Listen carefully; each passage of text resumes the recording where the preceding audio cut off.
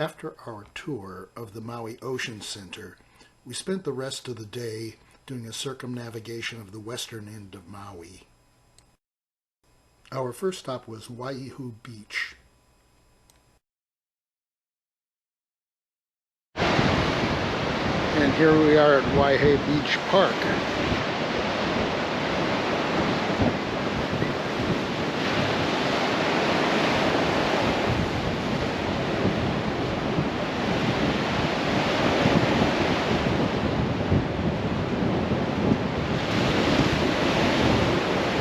This is kind of the start of the northern edge of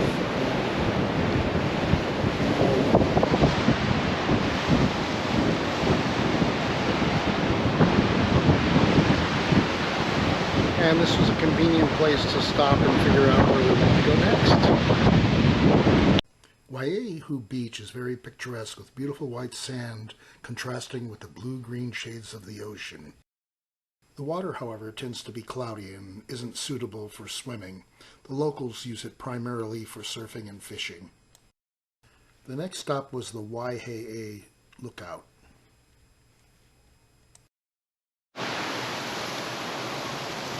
Yep. It's a very pretty scene. Unfortunately, it stinks to high heaven here. People threw a lot of garbage down. One thing that surprised us was how much trash was thrown at the side of the road. At this point, the road began to remind us of the road to Hana on the eastern end of Maui. It was filled with single lane and hairpin curves. Here is a view facing southeast from one of the pull-offs. Our next stop was Karen Lay's garden in Kahakuloa. The sinuous road had incredible views, but unfortunately there weren't any places to stop off and take pictures until arriving at the gallery. The gallery itself features over 100 artists who have crafted art and jewelry. So here we are at Karen Lay's gallery. It has over 100 local artists. We're at the top of this awful road that we've been going up. That's a single lane a lot of the way. We still have to go down there, past where the food trucks are and stuff, and then once we get there, supposedly it gets into a two-way highway and it's a lot better. But this has all been single lane most of the way. The most prominent site at Karen Lay's is Kahakuloa Head, or Pu'ukauei. Looking due west, you can see the valley through which Kahakuloa stream flows.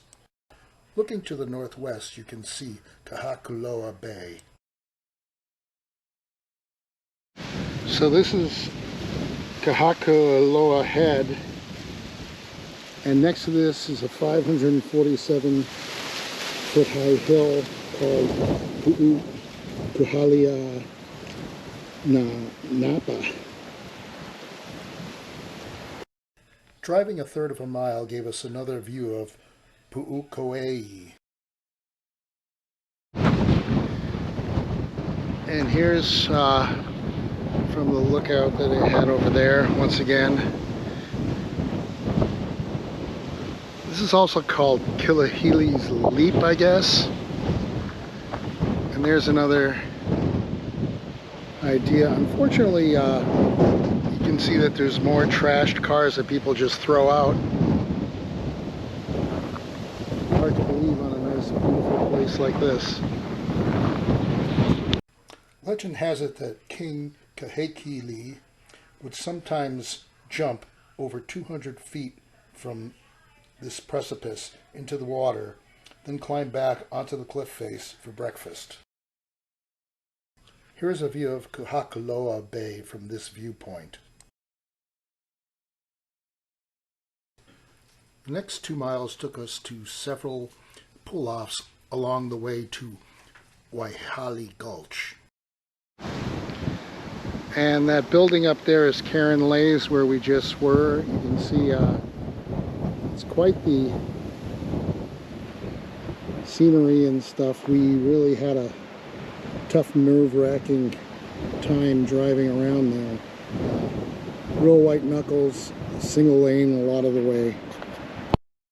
Here's a nice view of Kahekili Bay. And another view of Pu'uko'ei. The road was still scary, with single lanes and no shoulder between the road and the cliff. This is another roadside view at a pull-off. And here's the view from the Waihali Gulch pull-off. We then proceeded to Papanalahoa Point.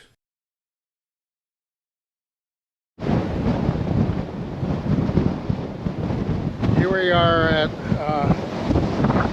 Papanalahoa Point shoreline.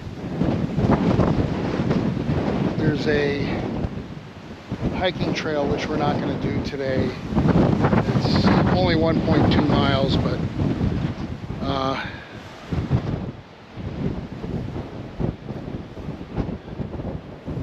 we just have not going to have time to do as much as we want. This map indicates the sights you can see from this vantage point.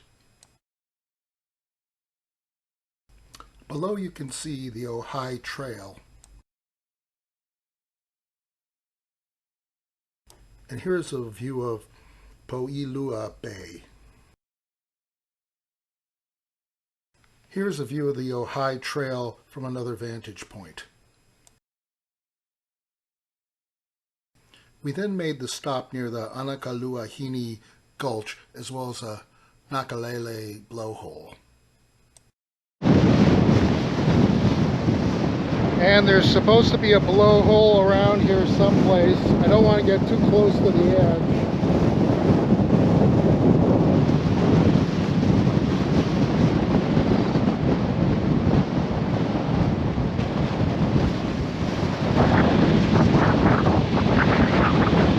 Okay, I think the blowhole is way down there.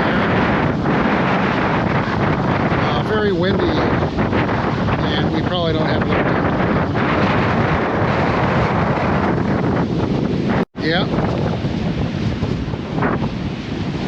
Are you ready? Yes, I am. Yeah.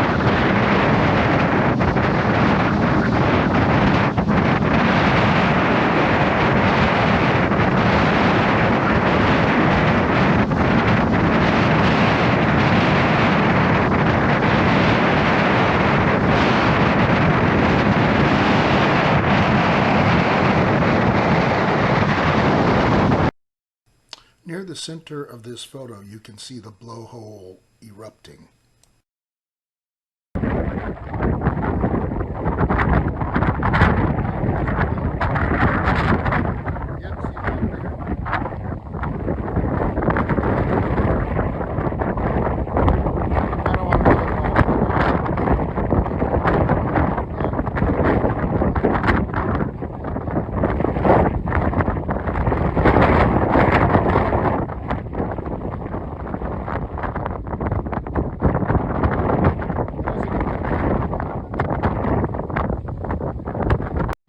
Got a good wingspan on it. Those are some cool birds. Kind of looks like pterodactyl. Yeah, I know. Well, they must have escaped from Jurassic Park. As it was now getting near dinner time, we made our way to Mama's Ribs and Rotisserie in Napili.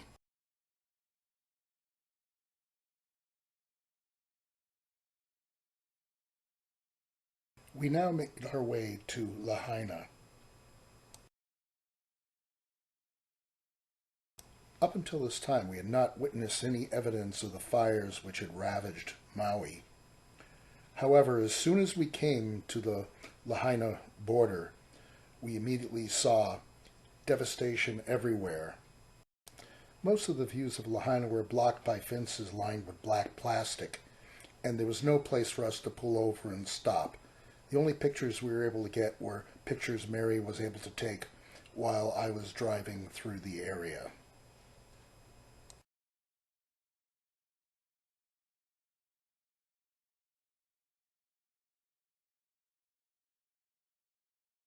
After having made our way through the northern part of Lahaina, we reached a roadblock and were forced onto the Lahaina bypass as we made our way to the Papawai Scenic lookout on the southern coast of this part of Maui.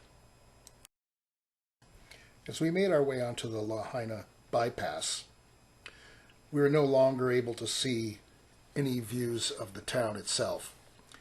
Every tenth of a mile there was a state police car making sure that people did not stop and trying to get any closer to where they might be able to take photographs of the devastation. Eventually we made our way back to Route 30, which hugs the coast around this part of Maui.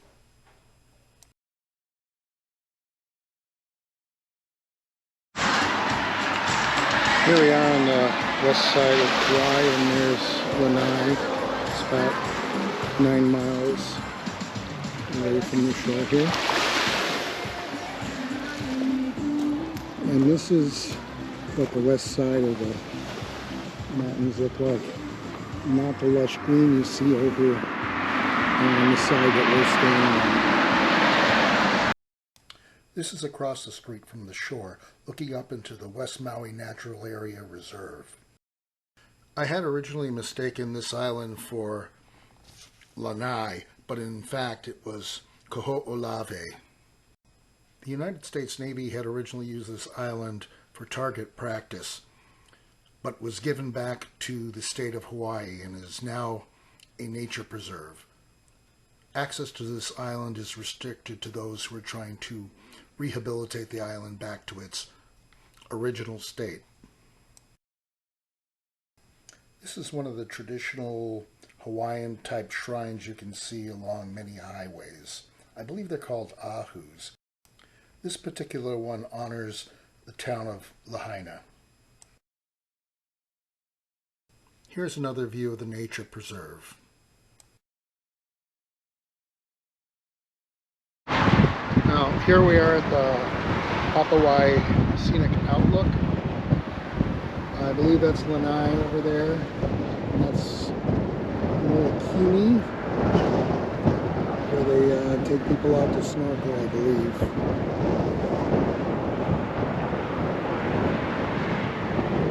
There's Kahekili. You can see at the very tip top of it, there's the observatory little right there.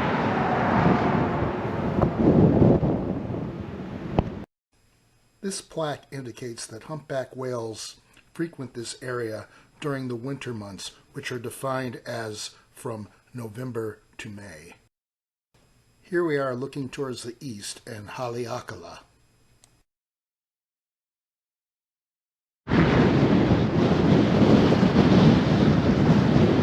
This is from the same lookout, and you look up there, you can see, even though it's really, really windy down here, the blades of the windmills are not moving at all, barely. I'm not positive, but that might be Molokai in the distance, with the really tall cliffs from the part of the island that fell into the ocean, causing huge tsunamis a long time ago. Once again, looking towards Haleakala. We really love Haleakala. Here's a magnification of Kaho'olawe. And there is Molokini, where a lot of people go to do snorkeling. And this is the island of Lanai from the same spot. After a long day of touring Western Maui, we made our way back to the hotel to prepare for our next trip to the island of Molokai.